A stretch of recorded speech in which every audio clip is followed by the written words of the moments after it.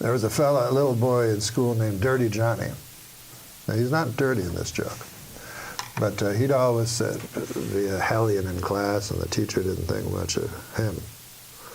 So the teacher has a project, or not a project, but an in-class thing. And did it go again? She says, now, this is what you're going to do here, class. I want you to stand up. I want you to stand up and tell the class what a story from your life. And then afterwards say the moral to that story. So a girl puts up her hand. Yes, Becky, what's your story? So Becky stands up. She goes, my dad works for the hatchery here in town.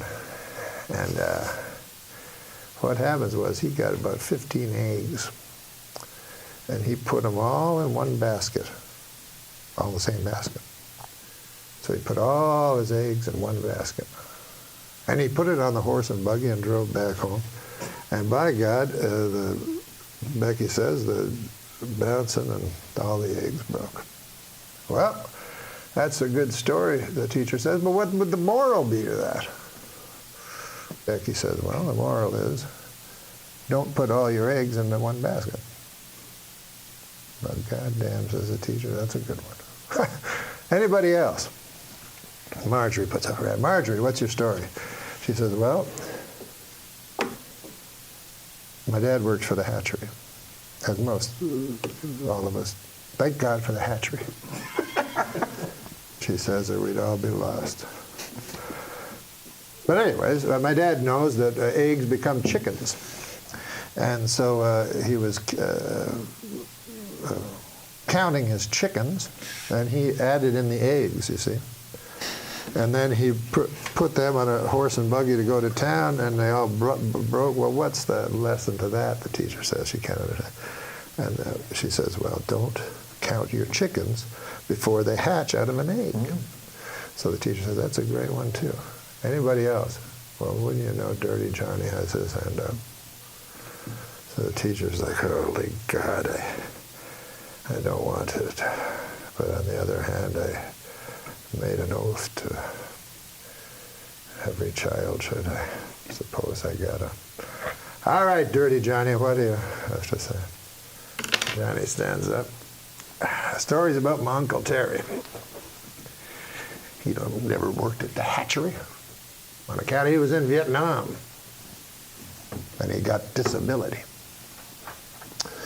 He don't even like people who work at the hatchery.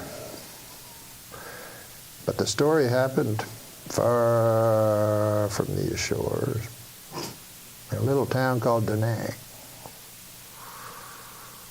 Terry was not well liked. His whole troop left him, abandoned. And he woke up in the weeds, and all they left him with was 3 bottles of Jack Daniels, some weapons. Terry stood up and downed 1 bottle right away. Said, if I'm going out, I'm going out. He took his Balishnikov and a couple of Glocks and his 2 bottles, and away he went. He found a town. And he didn't know if it was Charlie or if it was one he was sent to protect. But all he knew was he had hate in his gut. So he started firing. And he fired the Kalashnikov with an arcing kind of, like a farmer would with hay, with a scythe. And sure enough, the men fell like hay before him. And then the women, and by God, I'm ashamed to say it, but then the children. And finally, all was left was Uncle Terry standing in the mud and the blood and the glory. And he touched his pants, and it was wet, and he said he was ashamed. He felt shame, Uncle Terry, for he'd pissed himself. Well, he touched it again. It was not urine at all, but ejaculate. And Uncle Terry felt pride where shame once was. And the teacher's like, good Christ, what kind of a story is that? What the hell is the moral to that? Oh, well, he says, when Uncle Terry's been drinking, you don't fuck with him.